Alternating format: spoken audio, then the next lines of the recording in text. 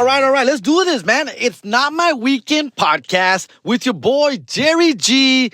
And yes, we've done it. We've done it. Give yourselves a round of applause. We have hit 200 episodes. Quite a milestone. A milestone. Thank you, everybody. I'm going to thank some people here and there. I'm going to forget a bunch of people here and there. I will get back to those people here and there. I just want to say thank you.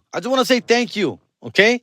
And let's keep this going, bro. Let's keep it going. And it's going to stay on YouTube. And I'm on YouTube right now. Everyone out there, you're listening on YouTube, compa. Okay?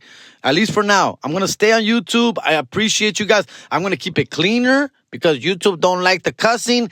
I'm trying to get monetized here, homie. All right? I'm trying to grow my YouTube audience. All right? I've got about 5,000 subscribers. A little less. I want to keep that going. Spotify, Apple Music, I'm going to miss y'all for now. But I'm gonna pause on you guys for now, okay? Even though I do get a lot of downloads there, about 1,500 downloads combined between the two. That's a lot. It is. I'm gonna sacrifice those and hope and gamble that these people move over to YouTube and establish myself on YouTube. Now, once I grow those numbers on YouTube even more, I will go to a video. I promise you guys. I will go to video and just do better production, dog. All right. I'm in touch with Concrete with his little production company, and we're working something out where I get to do it on video and be a little bit more legit. Okay, is that cool? I'm gonna keep it around 45 minutes. Moving forward, still keep it simple. Just for your drive home, your drive back. It's gonna take some adjustment. It's gonna take some teamwork. But YouTube's where it's at, compa. YouTube's where it's at. Okay. I just wasn't getting anything from them, and it's not cool, dog. Because my numbers are always growing. I get they don't promote my stuff. They don't recommend my stuff, my show, and that's not cool, bro. It's not cool. Okay, so it's gonna go on YouTube. Let's figure it out right here, and I appreciate you guys. Okay, 200 episodes. Yeah, 200. We got here. We made it. I didn't think I ever was, bro. I didn't know I was going to hit 100. I started this podcast. It's Not My Weekend podcast back in 2020 during the pandemic. Okay. Jesus Sepulveda gave us the idea, but I had already kind of thought about it. I wanted to do it too, but he's the one that kind of said, yo, let's all do our own podcast. And then we come together for American Wannabes. I thought that was great. Great plan. Great strategy. I'm the only one that kept it going. Right? But everyone's doing great. Christian, Jesus doing amazing things. And so now we're just doing our own thing right now. And just hopefully we get to come back together one day. And we'll see what happens. Other than that, I kept it going. And because I kept it very simple. All right? I record in my car. I record in my room, in my house, on my phone, bro. On my voice memo. And then I transfer that information, the audio file. I Dropbox it to my homie, Ruben Urrea, who's our producer, who you should be following on TikTok and Instagram, where he breaks down Dodger games and his day in the life as a trucker. He's a trucker. But he also wants to learn how to produce. He wants to learn how to direct, how to edit. And he used me as his guinea pig to do that. Okay? And he's been so helpful for me, dog. I can't thank you enough, compa. You've been part of pretty much these 200 episodes. And I want to say thank you, all right? I also want to thank all the people who have brought in sponsorships, who have paid me to get commercials on this podcast. Thank you so much, man. I'm looking at you, Edible Arrangements, East LA. I'm talking to you, California Sun Insurance. I'm talking to you, Suavecito. I'm talking to you, Quick Repairs in Southgate, Adrian, and others, bro, that have come and gone, threw in a few dollars. Help me keep this going. Help me keep motivated. You know, once you pay for commercials, obviously I have to do the podcast, must do the podcast.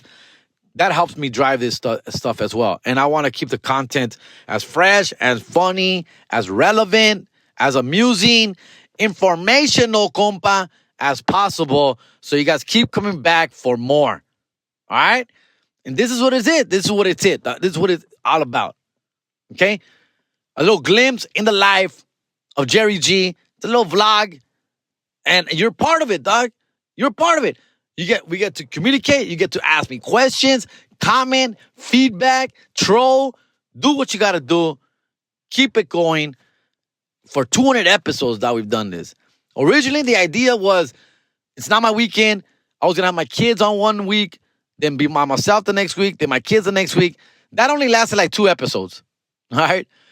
If you want to go back to episode 1 or 2 or 3, my kids are in it. My kids, youngsters, 13 and 14 at the time, or 12 and 13, por ahí. Chiquitos, way. Now they're all grown-ass men, dog. Today was the first day of school. As a matter of fact, today is Monday, August what? August what? 12. Monday, August 12th. And it's also the first day of school here in Los Angeles, LA Unified School District, where my boys go, the older ones. The little one goes to Azusa School District. Ay, ay, ay. That's why he can read pretty good.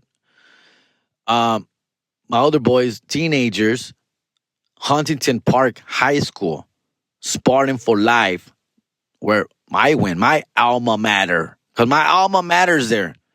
Okay? I went there. Class of 97, homie. Now my boy, my eldest, Diego Garcia, some would say my favorite, yes, has entered senior year, compa. Senior year. Man. Right, parents? Man. I'm going to try not to cuss up, but I'm probably going to slip a few out. But damn, dude. How old does that make you feel? Seeing my son, taking him to school today as a senior. Senior, compa. No, wait. Had to step back a little bit, set my cup down, shed a tear, take a knee. Oh, that was hard, bro. That was hard. He's turning 18 later this year, December. He's a December baby.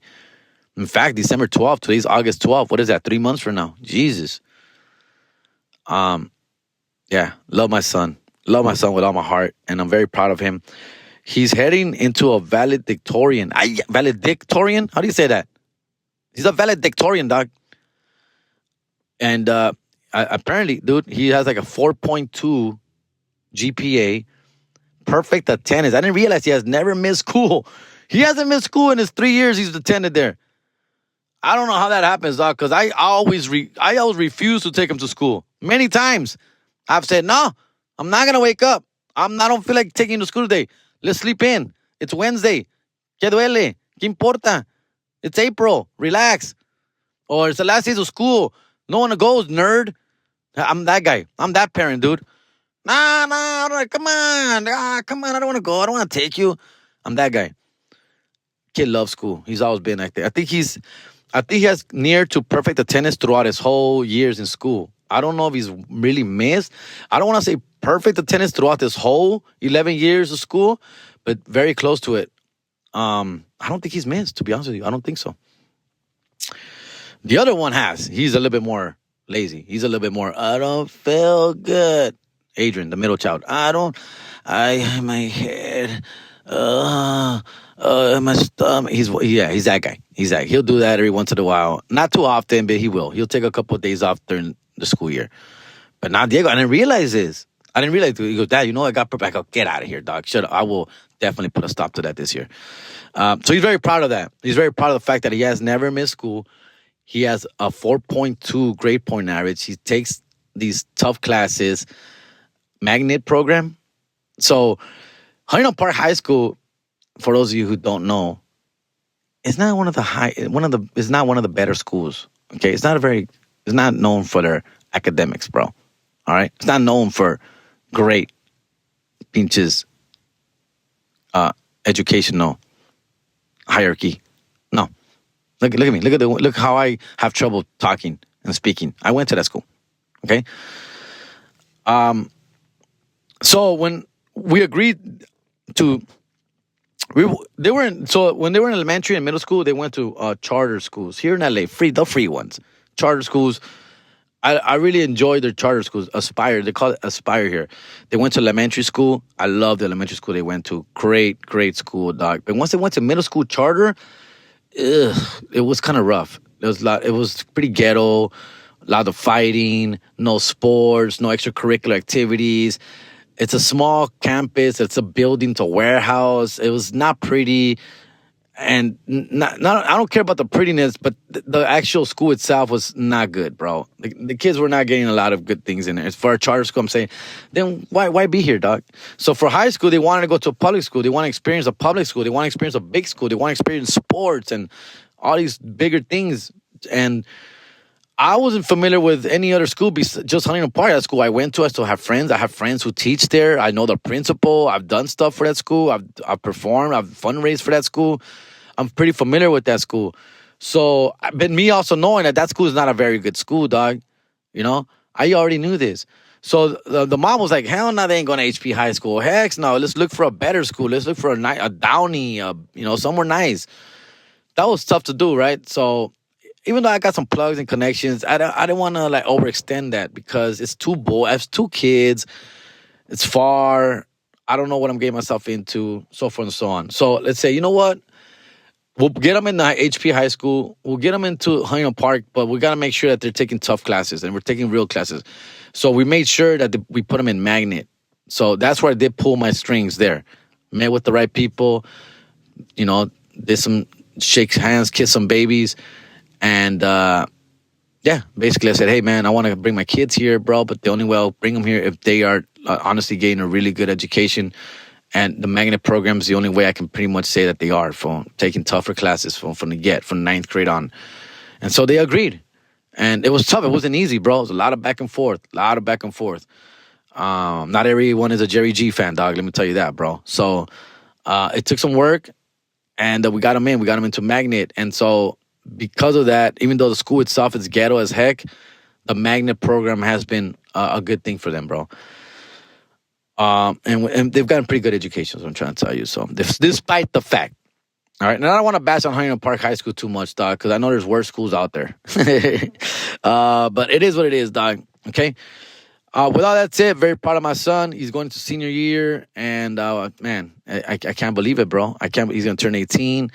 And I know I joke and I vent and talk mess about them on my set and my material, and I love writing that material because it is genuinely how you feel sometimes about your kids. The anxiety they give us, the stress they put us through. I get that. And that's what I talk about on stage, that side of it. But as you all know, for those of you who really know, of course, I'm very close to my kids. I love my kids. I've got really good kids. Gracias a Dios. A lot of it, I definitely all credit to their mom, who's the hard police, who's the bad cop in this whole relationship. I'm the good cop, so I get to enjoy them and have fun with them. And she's the one that puts down the law, puts them to bed early, make sure their homework is done, make sure they're showered, clean, respectful. She does all that stuff. And con eso, todo respeto para la baby mama, dog. Todo respeto, güey. Yo, of course, I still follow through on stuff like that, but I'm more lenient. I'm more chill. I'm more like, yo, let's watch the game. Do your homework later. Watch this with me, and so forth and so on, right? So there's a good little balance there, dog. Definitely good balance. But my kids are really good. I'm very close to them. And what I was trying to get at that is, man, even though he's 18, I've told this already, dog. Like, unless you're gonna like go really far to school, dog, you're gonna live with me, dog. You're not moving out anywhere, compa. I'm gonna need you right here next to me, under my roof until you're 30 years old, compa. Like, I don't want you going anywhere anytime soon, fool. Like, I want my kids with me, like, forever, dog. I don't understand these parents. I know it's a lot of white people do this. We're like, yo, man, 18, get the hell out of the house, bro. Get out of here. And they stick to that, bro. Like, they save up for that. Nah, man, not me, bro. I need them in my nest as much as possible, dog. As much as possible. I'm already missing them. I already miss them. Oh, you know what? I've told you guys, I've had episodes. I'm not a crier. I don't cry. I don't break down. I don't tear up. I don't. I really don't. But as you grow older, right, and you're seeing all these life, like, achievements happening right in front of you, man, I am getting weaker, bro. I am getting weaker. I can tell by the stuff that I watch on TV. When I watch stuff, I saw 42, the Jackie Robinson movie, dog. I saw that movie when it came out in 2012, bro. Not at no point ever during the movie, I know the story. Of course, I know Jackie Robinson. I know that it was difficult what he went through. I saw the movie, right? The first time around. I think it was said 2012 when it dropped. 10 years ago, more. I saw it. I enjoyed it. It was cool. Moving on, right? I saw it again yesterday with Nicolas. And dude, I almost teared up like 3, 4 times. Like I had to back up. Like whoa, what the heck? My eyes were getting glossy. Why? First of all, I've seen the movie. I know the story. I know the N words. Dog, I'm watching this guy break down in the tunnel, breaking the bat. These guys calling him the N word, bro. His own teammates turning his back on him. Everyone hating on him, bro. I'm over here like, God, man, oof, whoa, it's hot in here, bro. Dude, I'm trying to feel it. Why? I'm growing a heart, bro. At this age, I'm finally growing a heart. I'm finally growing feelings. I've never been that guy. I've always been I see the funny side of everything, the lightheartedness of everything. I've always said growing up, you gotta earn my tears, bro. Like I'm saving my tears for real shit, dog. For real. Like I'm saving them for when my parents pass away, right? I'm saving them for my first grandson, maybe. I'm saving them for I don't know for some huge achievement, accomplishment, or sadness, right? I'm not just gonna be throwing around tears because of the movie or because my kid rode the bike for the first time, or like my kid got a little cast on his arm. No, or because a girl broke my heart. I cried for a girl. I cried for a girl before, and now they're not helping any way. They're not make things any better. They did not bring her back. Okay, I stopped crying for girls a long time ago, bro. Because I did that as a young buck, like a dumb idiot. I shed tears for heartbreaks when I was 18, when I was 21, when I was 25. Women stomped all over my heart, bro. And I think that's what made me a little bit cold-hearted. Because I checked myself. After 25, around 30, I checked myself. I said, why am I crying for these dumb hoes, dog? Yes, I'm going to say it. Why? They broke up with me. They cheated on me. They stomped on me. They laughed at me, dog. Why am I crying at all? Why am I crying for anything? Nothing is worth crying. That's what I saw it back then. Nothing. I thought I was gonna cry for my firstborn. When my firstborn was born, Diego, he's turning 18 this year, 2006. I thought I was gonna cry. And I wanted to cry. And I was there. I cut the umbilical cord. But I was in this time in my life where I'm a man, bro. I'm a man. Like, I'm a father now. Like, I don't know what came over me, but I didn't cry. My homeboy, Albert, was there for me that day. He came. He was there with me. And he thought I was going to cry. He thought I was going to break down. I didn't, man. I was happy. I was emotional. It was surreal. I didn't cry. Second baby, man knows. I didn't cry for a first. Why am I gonna cry for the second one, dog? As much as I love him, and I was so proud and happy that he was a boy, and now I have 2 boys. I always wanted 2 boys back to back. Oh, it was like a dream come true, bro. Like, God, thank you. You gave me 2 boys. I wanted 2 or 3 boys back to back to back. I wanted them to grow together, raise together, play sports together. Y gracias a Dios, I've had that with my 2 older boys.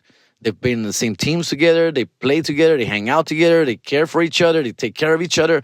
That's always been my goal in life for my siblings, for those kids to be like that, bro. Because I didn't have that with my siblings. We've all been kind of separated. We have pretty big gaps between each other. My older sister's 5 years older than me. My younger brother's 5 years younger than me, bro. So it was like I was like an only child for a little period of time there, bro. When one was a baby, my sister was too old for me to play with me, and I was just by myself a lot of times, dog. Anyways, I didn't cry, bro. I was never a crier, never a crier. And I want to make this into a bit eventually, but now I am. Now I'm crying for the dumbest reasons, dog. You know? For Pixar movies. During Pixar movies, I'm crying, dog. I caught myself. I'm watching Toy Story 3. When they're in the furnace, bro, when they're holding hands, they're about to die. The waterworks are coming out on me. Like, why am I crying for goddamn Woody? Why? But I always check myself. I'm like, no manches, no way, no manches, way, get out of here. No, really? You're gonna cry for that, dog? I love my kids. I'm proud of all their accomplishments, but yeah, I do catch myself now, like when they do something incredible, sweet, nice. with my kids, I do catch myself like, oh damn, like you start to feel like the emotions. It's like the movie Inside Out, bro. Don't my emotional little ball is taking over a little bit more, bro. It was dormant. It was dormant for a long time. It's just in the background, the couch, chilling, playing video games. Now this emotional feeling is coming out more, dog. It's becoming stronger. It's trip, dog. I think it's just the age thing, right? It's the age thing, porque yo nunca, güey. Yo nunca por nada, güey. And I think it had to do with them, the women. The women, like, since I was like 14, 15, 16, dog, I would get my ass heartbroken.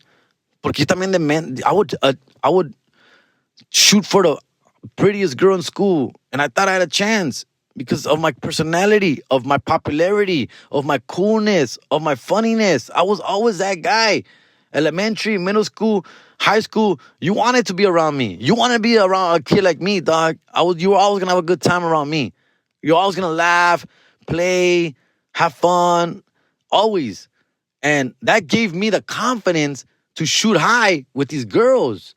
But then these girls were like, obviously, superficial. En esos tiempos, güey, all that matters is looks. And I was not the prettiest kid in school, dog. I was not the best looking. I was far from it. And then reality would hit in. They would be like, no, I'm cool. I don't like you like that. I like you as a friend.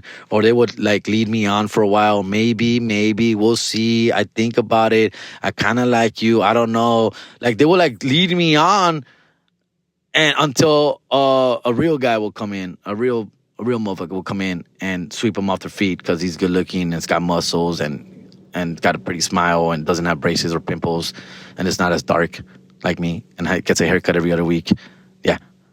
Then that guy will come in super off and Jerry G, you know. So I was that guy. So all that made me really like, ooh, F this, right? And then it continued when I was 18, when I was 20. Girls would just break my heart, bro. Like when I was like 20, I would say maybe 21, but I don't think I was 21 yet. I must have been 20. I was working at Hooper Elementary and a TA was working there.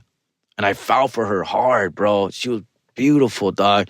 Older than me, dog. She was like 24. And I was like 20, dog. She had a baby already. She had like not a baby. The kid was like 6, fool. She had like a kid when she was like 18 or something, dog. And I never dated a girl older than me or a girl with a kid. Oh, never, nunca, güey. En esos tiempos, 20, I would never, bro. And she gave me the shot, bro. And I don't know how it happened. Again, I was just making her laugh every day at work. She's a beautiful girl, the prettiest smile, beautiful teeth, pretty eyes. She had the prettiest brown hazel eyes. Nice body. 24-year-old, dog. Hot, bro. Hot. Out of my league, bro. And I'm making her laugh every day, dude, during recess, cuando salía a la yard, during lunch, when she came out in the yard, I'm coming out there, I'm doing all kinds of stuff, just making her laugh. Before you know it, I'm asking her out. I asked her, hey, we should go watch a movie. Shooting my shot, Jerry G. And she's like, yeah, okay, let's. I'm like, oh, what? Bro, she had a nicer car than me. She had like okay, so they had to be, I'm 20 years old, so this had to be like 2020, dog. 2020, the year 2000. So, dude, I had like a bucket, bro. A car, like a 1985 pinche Corolla, dog. Had a bucket. She had like a Civic, fool, like a 1998 Honda Civic, dog. Chingon, way. Fool, she picked me up from the house. She picked me up. I'll never forget her, dog. And I felt head over heels over her, dog. We had a great first date. We went saw the movies, went to dinner. Bro, we made out, dog. And I was like, dude, this is happening, bro. I'm in love, fool. I'm in love. And I fell for her hard, dog. And I know she liked me. Dog. But she never loved me. I loved her right away. Oh, this is it for me. I'm already like, I'm going to take care of this kid. Like, I'm going to be the best dad ever, best stepdad ever. I was dude, it's on, bro. It's on. And it was a good little, maybe month. We had sex, dog. It was the best sex ever. And I was new to the sex game, bro. And I think that capped it for me, bro, right? That clinched it, bro. That nailed it for me. That's it. Once we made love, Yahweh. That's it. This is my wife, bro. Aquí me caso. Yo aquí me quedo, güey. I will do everything for this girl. And soon after we had sex, things started changing. It was, I guess I didn't satisfy her, or I wasn't what she was. The sparks weren't there for her when we had sex. Oh, they were like 4th of July for me, dog, but not for her. You know, for me, she just saw me looking back. I was just a rebound. I was a rebound for her. She was still stuck on her baby daddy. And I didn't even realize it. Like, she would even bring him up a lot. And I would just ignore that. I thought she was just healing still. But I'm here now. Girl, I got you. She would tell me how, it's a trip, bro. It's you know it's a trip? She would tell me that I reminded her of him a lot. And that we looked similar. That he's also dark. That he's also skinny. That he's also funny. So I'm like, okay. At first I saw it as like, cool. That gives me an advantage. I'm a lot of what she likes. So first I saw it like, but then I realized, and what happened is that reason was also the reason that she started missing him even more. Because she was getting a Timu version of her baby daddy. She was getting a lesser quality baby daddy.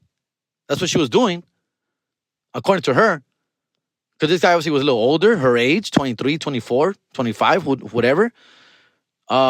Maybe taller, right? Whatever. She would, dude, still today, I do things that she told me back then that she liked in guys. Okay? Remember, she would tell me, because she was older, I would listen to every word. And she would be like, because I remember we had these conversations, and it's coming back to me now, ahorita que ya estoy hablando. Now that I'm talking about this, it's opening up, and it's reminding me that we used to have these deep conversations in bed, right? And dude, she had a house, bro. She lived in an apartment, dog, by herself. I was still living with my parents, fool. So she was a fucking grown-ass woman. So I used to go to her apartment, bro. And I used to think I was like the man of the house, right? We used to watch TV in the living room, make out. She used to make snacks for me, dog. Oh. And in this conversation, me acuerdo. And she shaped me a little bit. She shaped me where she told me stuff that women like and that she really liked about her, what she really liked about her man. One thing she said, and these are obvious things, but when you're listening when you're hearing it from a woman for the first time, that just sticks with you, and it stuck with me. She told me back then, what I really like about because I used to ask her, what is it about this guy that you're so sprung on? Like, why? Because she would bring him up, and it would annoy me after a while. And she's like, well, I would be like, what do you like about this guy so much? What is it? We're like, first of all, he's very clean. He's very clean. He always smells like he just got out of the shower. Even when he sweats, he doesn't smell. He always has like a nice cologne or deodorant or aftershave. He smells good and is always clean. And that stuck with me, bro, since then. I'm telling you, since then, I've always made sure I always smell good and I'm clean and I shower and always that my feet never smell, that my ass never smells, that my armpits never smell. I'm always self-conscious about it, bro. I'm always like cleaning myself because of her words, bro.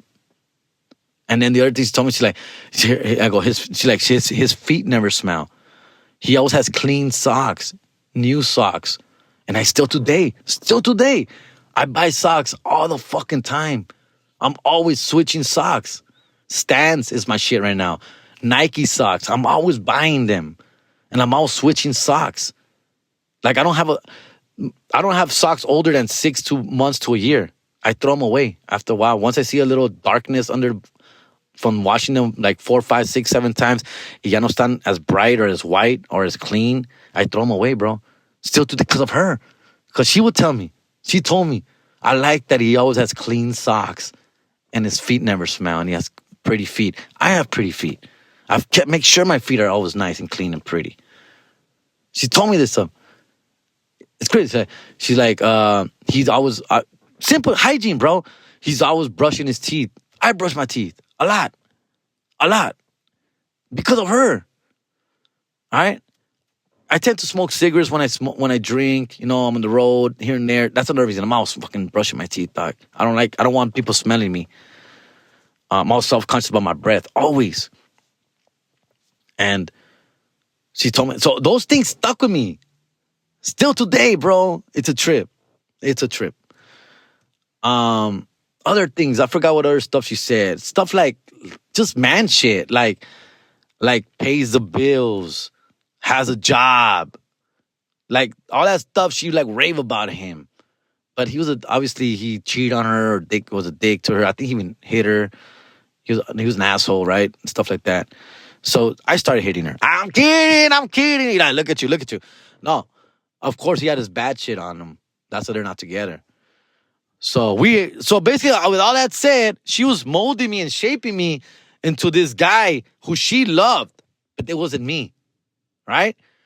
I didn't know this. I'm along for the ride. I'm just falling deeply and deeply, more and more deeply in love with her, dog. I want to scream it out to the whole world that I love this woman. I want to let everybody know. And she was keeping me a secret. She didn't want to let anybody know that we're seen together. She didn't want me to tell anybody at school, at work, anybody. She would like hide me, bro. She would have friends over and she like wait for them to leave and then come over.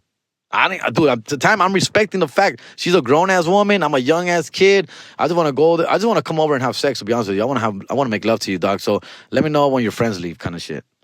Yeah, it was that type of situation, dog. She hid me, bro. She was embarrassed of me. She was embarrassed that I was younger than her, not quite maybe as good-looking as her real dude. I don't know what it was, right? But it lasted about a month. And after a month, she's like, I remember this whole conversation. A lot of it, I think I blacked out. But she basically said, hey, man, I want to let you know that I'm going to give my baby daddy another chance. I'm going to go back with him. I love him. And she just said all these wonderful things about him that just was a dagger. Everything was like I got like stabbed 18 fucking times as she just like glazed him up, bro. And I love this. He's everything. My first love. I can't get over him. I miss him. My daughter misses him. Blah, blah, blah, blah, blah, blah. I mean, I was just like, And I'll be honest with you, it broke my heart. I went home and I cried. And I cried like a little bitch, dog. I did. I cried and I cried for days. I didn't want to eat. And again, no one really knew about this. I told my friends, my close friends. But I didn't tell like my family. I didn't tell like coworkers. There was a lot of people that didn't know about this girl. And so it was hard because I had to keep all it, like no one, I was so sad. No comía, güey. I remember I would throw up. I would eat and I would throw up. Everything reminded me of her. We watched shows together. Everything, bro. I just wanted to be with her. Always like, I ended up as far as like burning myself with a cigarette. Like, yeah, bro. Like I put a cigarette on my arm, bro. It was bad, dog. It was bad, fool. I cried and cried for her, dog. Cried and cried for her. And then I would run into her every once in a while. And I actually ran into her maybe 2-3 years ago, not that long ago. I had like a Ross or a Marshalls here in HP. And my heart still skipped a beat, bro. And she still looked as beautiful as ever, dog. And she's almost 50 now, compa, because she's 4 years older than me, fool. And we didn't talk. We acted like we didn't know each other. She was with her mom, older lady, señor viejita, way. She saw me. I saw her. We stared at each other. Because what happened is that it ended pretty bad, abruptly. And she hurt me so bad that I was really angry at her for a long time. And I would run into her at places after the fact, at parties, I ran into her at the Yard House. I ran into her at a Dodger game. I've run into her several times. And some of those times, she was not very kind to me. She was really cold and distant and dry. And so that would make me angry again with her. Because I was like, bitch, I didn't do anything to you. All I did was love you.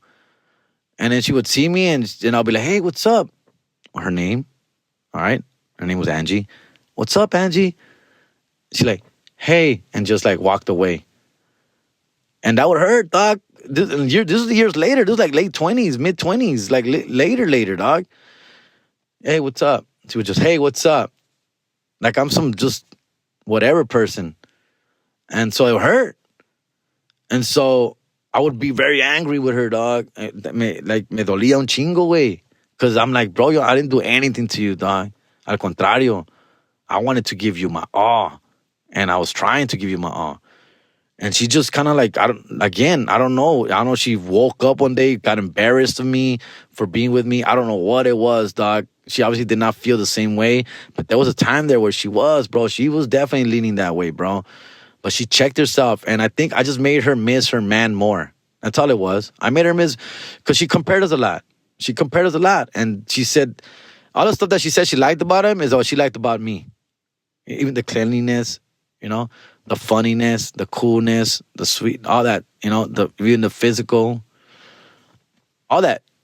But I wasn't him. I was not him. Yeah, bro. So it was tough, man. It was a tough. That was a tough. I haven't spoken about that one in forever, dog. That was literally one of my first. That was my first adult real love because I had a bunch of loves and crushes in high school and stuff in elementary, but that was my real first adult one, dog. And I thought that was it. I thought that was it for me, bro. I really thought she's the one, bro. She's the one. I'm not going anywhere. I'm holding on to this forever. I loved everything about her. I loved, obviously, her physique. She had a beautiful body, beautiful face, everything, bro. Everything, dog. She had the best smile ever, dog. Everything, fool. Everything about her, dog. Very funny. We used to go at it back and forth, talking shit. It was the best, bro. The best, dog. And then until it wasn't. Yeah, that was a tough one, man. But I learned a lot. That's crazy how this shit molds you, and I just learned a lot, fool. I learned a lot. All right, that was going down memory lane for the 200th episode. The 200th episode, dog. Let me see here. I want to give a few shout-outs. Once I give shout-outs to Ruben. I got some comments here on my thing. Let me see here. From David E. Esparza. Mayans is legit. After seeing the entire series, I think is on par with SOA, if not better. Give it a full shot. I want to. I really liked Sons of Anarchy, as I talked about before in episode 197, Fumble Ruski. But I didn't like how Sons of Anarchy ended. So, and then I started watching Mayans, like the first season. First 2 episodes, they lost me pretty quick, dog. They were tryhards, fool. They were trying to do too much, too quick, too early, and I was over it, dog. But I'll go back. I'll try again, fool. Here we go. If you are into Mexican shows, watch Oscuro Deseo and Sex Life are great shows. Love your podcast. I'll give those a try. I just screenshotted this. Oscuro Deseo. All right, I'll check it out, fool. I've been watching like Game of Thrones, House of the Dragon, which I didn't really like it, bro. This second season was kind of weak. But I was watching that. What else am I watching, dog? I watched that Dirty Pop documentary about Backstreet Boys, and that was all right. And just watching sports, to be honest with you, movies with the kids, dog. Nothing crazy. Let me see what else I have here. I think I have some more shout-outs, guys. All right, well, I'm at it. Hey, this Wednesday night, we'll be in Indianapolis at Helium Comedy Club. Helium Comedy Club, Indianapolis. Then we're going to St. Louis, Missouri. St. Louis, Missouri on let me see here. On Thursday. And then we're doing Atlanta Comedy Theater Friday through Sunday. Atlanta Comedy Theater Friday through Sunday. Shout-outs to Elias, dog. Elias Rojas. Shout-outs to you. You finally been waiting on a big dog on the podcast. Shout-outs to Luis Covarrubias. We missed a show in Houston, so we're coming down to Corpus to see you guys. Long-time American wannabe fan. We're in Corpus Christi this weekend, dog. On Saturday, had a freaking blast. Luis, I think you were out there, bro. I think we got to meet, bro. Thank you, bro, for coming out, bro. I appreciate you, big dog. Shout outs to everybody who came out to Corpus Christi. You had a blast out there. I love Corpus, man. Corpus is underrated, dog. It was just like super muggy, fool. But it was dope. Let me see here. What else? I think that's all the screenshots I took lately. I have to go way back. Yeah, I think that's about it, bro. Let me see if I can find. Let me see what's that. Oh, the Mayans is legit. I saw that one. Okay, I already read that one. Other than that, Ice House Comedy Club, Pasadena. I'm coming. One night only, Thursday, September 12th. Ontario Improv, October 30th. Yes. Bunch of stuff coming up, bro. Bunch of stuff, bunch of shows coming up, dog. Thank you, everyone. For sure. Let me see. What is this? All right, here we go. Let me see. Primal Family Experience. Hey, bro, I was wondering why you haven't put up a podcast and then your IG post answered that. Just listen to Fumble Ruski. Homie, if you're a man, if you don't have a fumble story, you haven't lived. Yeah, I think I read this one already, bro. Yeah, about the guy in San Bernardino going to Stevenson Ranch.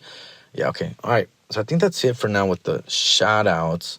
I know I have another question, but we won't have time for that. Let me see.